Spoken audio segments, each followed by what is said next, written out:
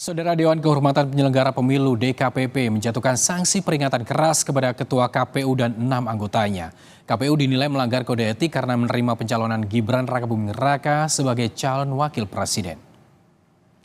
Dalam pertimbangannya, DKPP menyebut KPU seharusnya mengubah terlebih dahulu peraturan KPU soal syarat usia Capres-Cawapres usai putusan MK yang membolehkan usia Capres-Cawapres ini di bawah 40 tahun asal pernah menjadi kepala daerah.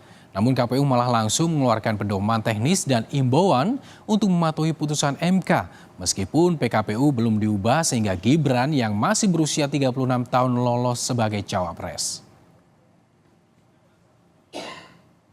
Berdasarkan pertimbangan dan kesimpulan tersebut di atas, memutuskan mengabulkan pengaduan para pengadu untuk sebagian. 2. Menjatuhkan sanksi peringatan keras terakhir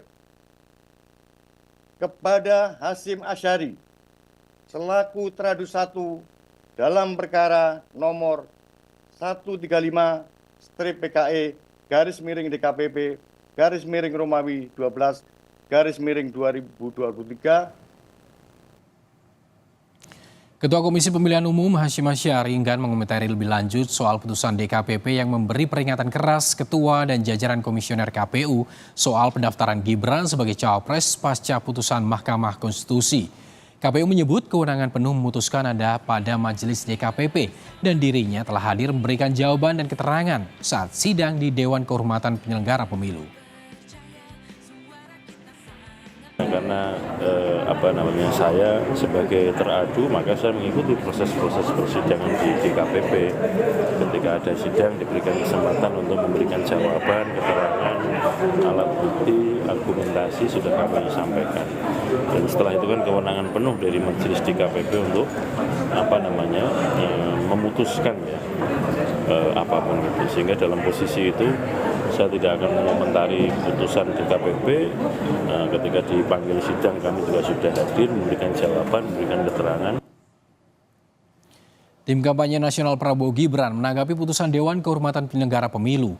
TKN menegaskan putusan DKPP tak ada kaitannya secara hukum dengan status pencalonan paslon Prabowo Gibran. TKN menilai putusan itu tidak menyebut pendaftaran Prabowo Gibran menjadi tidak sah. Bahwa putusan DKPP ini tidak ada kaitannya secara hukum dengan legal standing paslon Prabowo Gibran. Karena paslon Prabowo Gibran bukanlah terlapor, bukan juga turut terlapor dalam perkara ini. Dan putusan DKPP ini tidak menyebut pendaftaran Prabowo Gibran menjadi tidak sah. Tanggapan terhadap putusan Dewan Kehormatan Penyelenggara Pemilu (DKPP) juga datang dari calon wakil presiden nomor urut 1 Muhaimin Iskandar. Menurut Caimin, hal ini semakin buktikan bahwa etika harus dijunjung tinggi. Ia juga meminta agar keputusan DKPP ditindaklanjuti.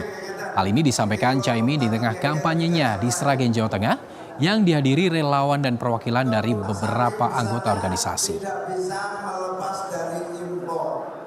Tunjukkan bahwa etika itu harus dijunjung tinggi dan karena itu menjadi cacat kalau tidak berdasarkan etika. Nah, keputusan DKPP ini harus ditindaklanjuti apakah kemudian pemilu ini bisa diteruskan atau tidak.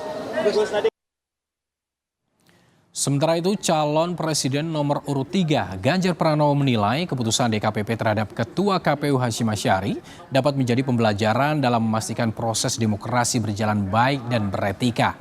Namun demikian, Ganjar mengaku belum mengetahui tindak lanjut atas putusan DKPP terhadap proses pemilu yang tengah berjalan.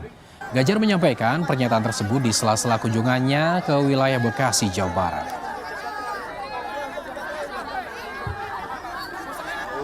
Apa kemudian hukuman yang diberikan pada soal etika ini, maka mudah-mudahan menjadi pembelajaran buat kita semua. Maka dalam closing statement saya tadi malam, demokrasi mesti dilaksanakan dengan baik-baik, tidak boleh ada yang mengangkangi demokrasi, prosesnya berjalan dengan baik. Dan lihatlah, kalau MK-nya juga kena problem etika, terus kemudian KPU-nya kena etika. Apa yang kemudian bisa kita banggakan pada rakyat dari proses pemilu ini?